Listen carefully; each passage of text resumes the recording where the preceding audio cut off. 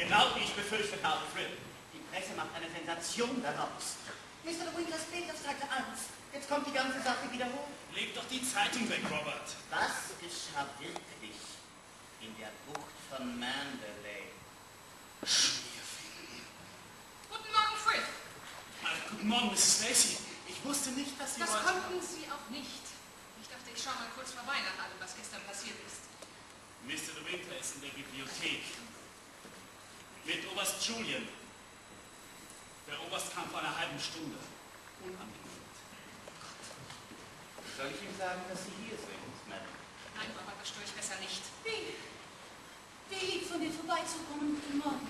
Ich wollte sehen, wie du mit allem fertig wirst. Du weißt also, was passiert ist. Das Conway spricht über nichts anderes. Jetzt wird der ganze Fall wieder aufgeräumt. Man wird die genauen Umstände des Todes von Rebecca untersuchen. Es war ein Unfall.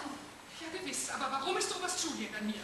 Doch bestimmt in seiner Eigenschaft als Polizeipräsident des Bezirks. Er muss Maxi befragen, eine Formsache. Ich fürchte, nein. Es wird eine öffentliche Voruntersuchung geben, neue Ermittlungen und die Entscheidung, ob es zu einer Anklage kommt. Der arme Maxim, er hat eine falsche Frau identifiziert damals. Da nicht auszudenken, wohin ein neues Verfahren führen kann. Es wird nirgends hinführen, wie immer die Untersuchung ausgeht.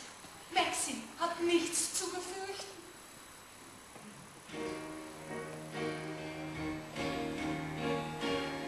Ich bin wirklich froh, dass er dich hat. Du glaubst an ihn, wenn er zweifelt an sich. Du fühlst die Angst, die er nie eingesteht. Gibt er die Hoffnung auf, reicht dein Mut für zwei.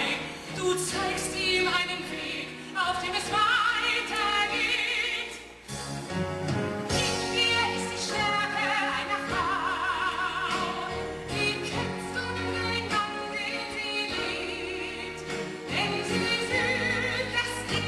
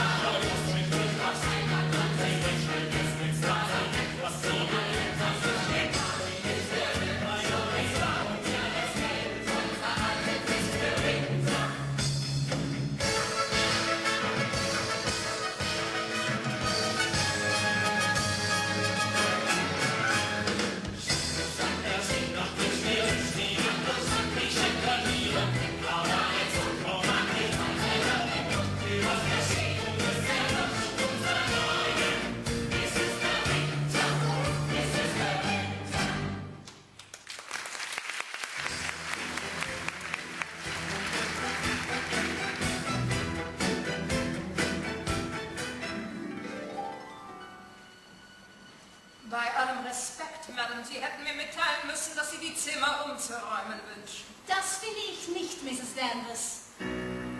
Aber ich habe Ihnen anderes zu sagen. Zum Beispiel, ich mag keine Orchidee. Ich möchte stattdessen Azaleen. Ich werde die Töpfer hier morgen nicht mehr sehen. Das sind die Orchideen von Mrs. De Winter. Es riecht muffig hier, drum machen Sie hier ab und zu die Fenster auf. Mrs. De Winter will das nicht. Oh, sie will, sie rennen, sie